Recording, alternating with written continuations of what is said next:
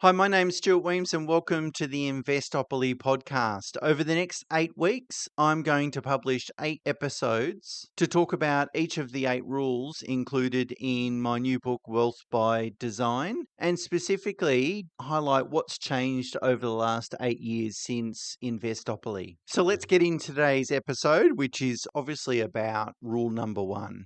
Most people think their biggest risk is losing money when markets fall or if they make a mistake. But after 8 years since writing Investopoly, I think it's much better to frame that the biggest risk is not taking enough risk at all, and therefore risking not actually having enough money by the time you get to retirement, not being able to achieve your lifestyle and financial goals. The reality is that wealth is accumulated as a result of a small number of very long-dated decisions. And in fact, I plan to record a podcast episode about this. What are those, I was asked on YouTube, what are those handful of key life decisions, financial decisions that occur over our life that we absolutely need to nail? Because I believe strongly that there's probably less than 10 over our life. Decision to, upgrade the home or decision to switch my super, these sorts of things, these can be sort of key life decisions. And we only need to really nail, those key ones. And that's going to move the dial the most. So it's not about making these small sort of short-term profit-driven decisions. It's not about getting all those right. It's being a mover and shaker, looking at the stock market every 5 minutes, overthinking things,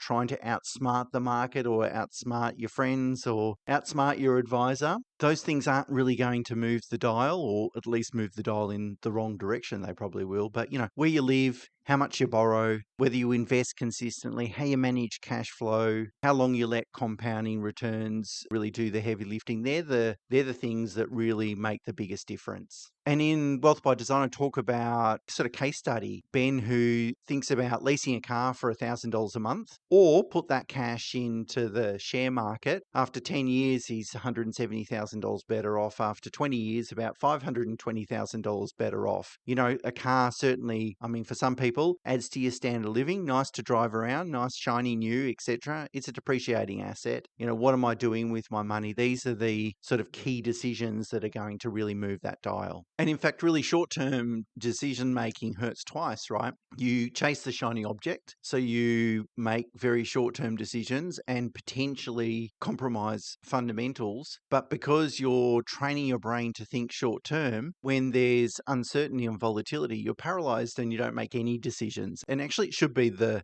other way round, of course. Now, when I wrote Investopoly back in 2018, the first rule was play the long game. And I really described and talked about that as about, avoiding greed and impatience, trying to take shortcuts driven by generating short-term profit. And instead, I sort of counsel people, well, get used to delayed gratification as kind of the foundation to to an investment strategy. That, you might embark on an investment strategy, but don't expect that in 2 or 3 or 4 years' time, you're going to really be materially better off. Long-term decisions sometimes can take time to really play out. And I talked about, the best question you can ask yourself is, what can I do today so that I'm dramatically in a different financial position 10 or 20 years from now? And with respect to volatility, I just sort of explained, look, just zoom out and it's inconsequential. You might have a 20% drop in a year, but when you look over a 20-year period, the chart has a nice upward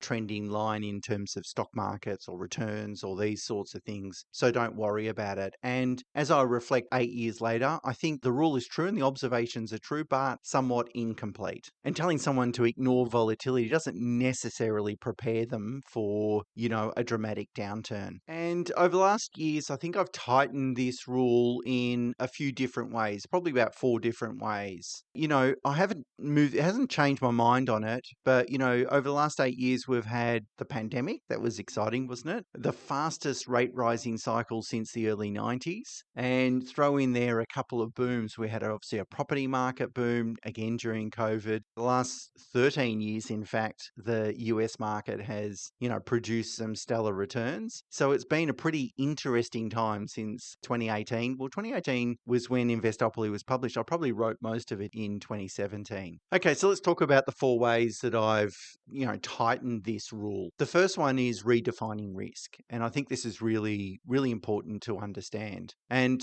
I really identify with three types of risk. The primary risk is a permanent loss of capital. The secondary is falling short of your goals because you've invested too little or you've invested in the wrong asset classes. And then thirdly, tertiary risk, which is just temporary volatility, which is a temporary reduction in your investment values. So, of course, the primary risk, which is a permanent loss of capital, this is kind of the whole reason why I wrote Investopoly and Wealth by Design, is to build a framework or operating system that's rules-based to help people avoid making fundamentally unsound financial decisions. Now, it is possible to still lose money even if you've made all the right decisions. You can be randomly, impacted by a whole bunch of events that are outside your control and lose money, but the probability of that is extremely low. The reality is 99.99% of the time, if you make fundamentally sound investment decisions, the chances of having a permanent or experience a permanent loss of capital is very low. So I think that's the number one risk that investors should probably be obsessed with.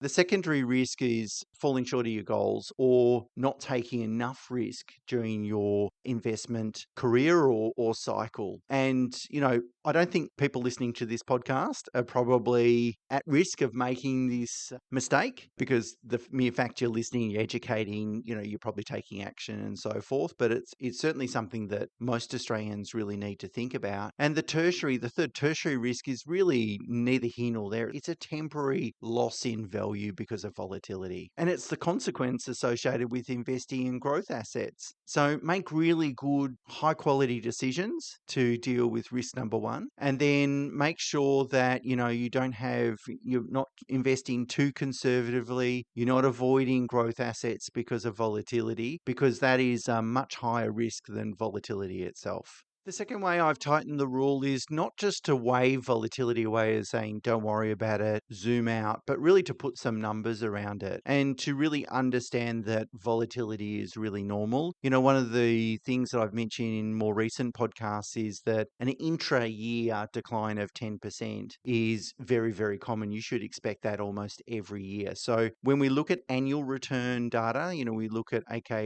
this is not the numbers, right, but in 23, we got 10%. And in 24, the market returned 15%. That's good from a 12-month return perspective, but it doesn't tell you what happened during the year. And almost always there's an intra-year decline of 10%. So at one point during most years, you're going to be down 10% at least. The other thing is to understand how volatility is different for different asset classes as well. So shares tend to have a volatility rate of 20% and an average long-term return of 10%, which means 2/3 of the time your annual return is going to be anywhere from a negative 10% to a positive 30%. It's a huge range, but that is normal. You can't just expect every year you're going to pick up 8% or 7%, whatever it might mean. So it's really just about an expectation gap and an education gap rather than trying to design a strategy to avoid volatility.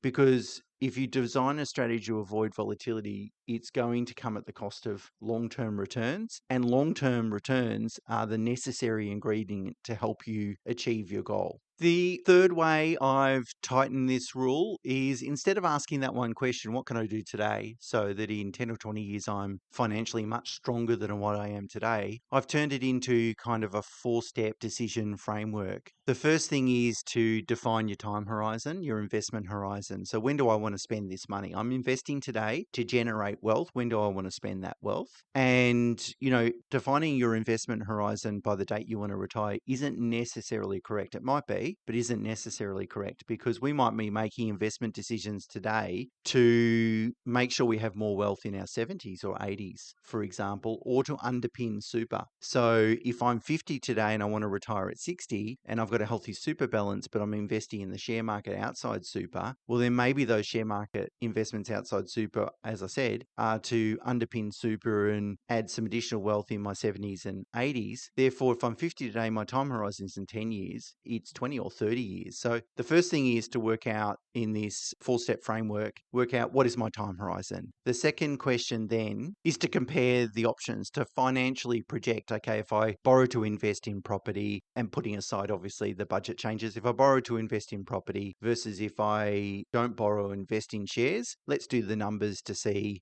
where I'm going to be in the future. Then net of debt, cash flow, all those other considerations. The third question then is which one leaves me better off in 10, 20 and 30 years? Knowing that what we need to do with an investment time horizon is we would like to sort of measure it over quite a long period of time. So instead of setting a date, okay, I'm going to make a decision today, so in exactly 20 years I'll be better off. That might be the correct approach, but we want to see how does it behave in 10, how does it behave in 20, how does it behave in 30? Because if it behaves to our detriment over a 10-year period, it might mean that we forego a bit of flexibility. It might not fit within the strategy. And then the final question is to just sense check for any short-term motives. So am I making a decision here because of a headline? Has a friend told me this is a great tip? Or am I being seduced by, a shiny object or a sugar hit or a quick win, something like that? So always do that sense check that I'm really making decisions here on sound fundamentals. And the fourth way I've tightened the rules since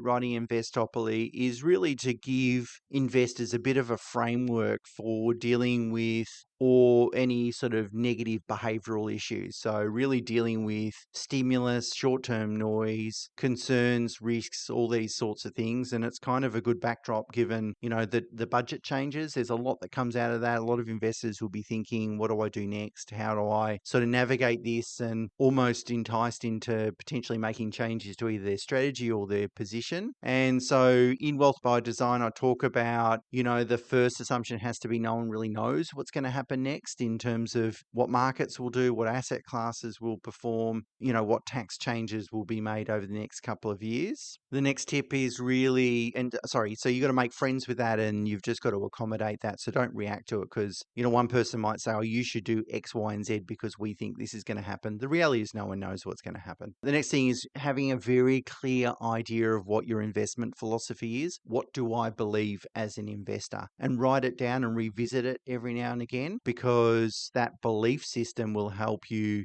filter out any noise or stimulus and stop you from making a decision that goes against that philosophy. Checking your asset values on a daily basis might give you a dopamine hit, particularly if the asset prices are moving in the right direction. But, committing yourself to fixed review schedule rather than doing that is much, much better. I'm going to look at all my assets and liabilities and portfolio performance on a quarterly or 6-monthly basis. That might be the rule that you put in place. And you probably don't need to, honestly, do it any more than that, definitely. And that'll sort of help. And so it's really just about building a set of rules around avoiding responding to or making short-term poor quality financial decisions. The other thing we've changed since I wrote Investopoly is probably some of the assumptions that we use in terms of property capital growth and also, just to a lesser extent, share market investment returns. We've really tightened that up. We've got a little bit more conservative with that. You've got to be thinking really clearly about your assumptions in terms of when your entry point is. So if you think you're coming into a market after a relatively strong period of time in that particular market, then you want to sort of accommodate that risk in your future returns. And I've written a lot about,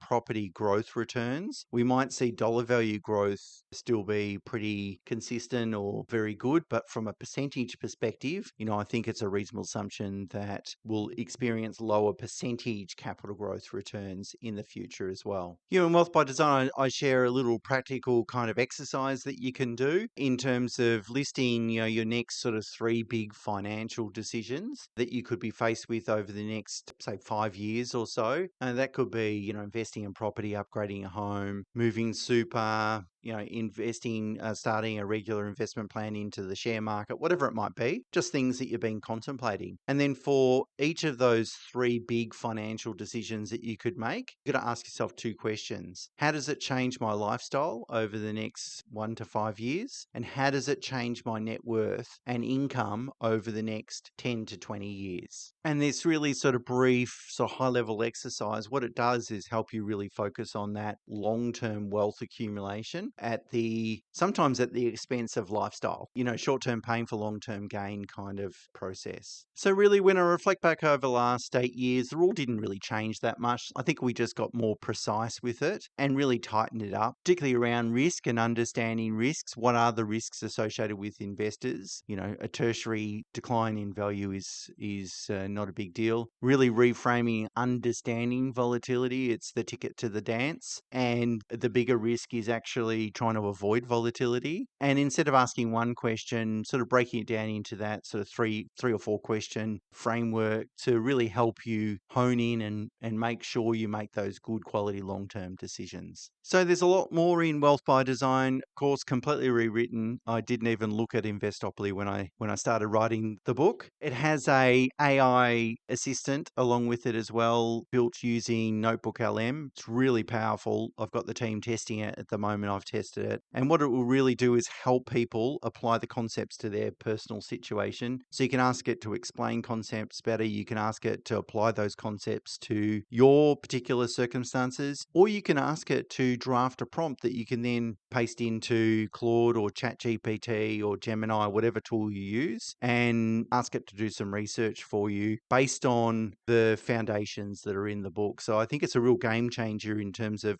sometimes when I read books like business books, I think, yep, got the concept, but how do I apply it to my business? Well, that Notebook LM tool, I think, is going to close that gap. Okay, as always, pre-order links are in the show notes. Thanks to those that have already pre-ordered the book. The publisher's working on a sort of Kindle or ebook version, electronic book version, and I'm contemplating even doing a audio book as well. But anyway, we'll see how we go. Okay, I'll leave it there until next week. Bye for now.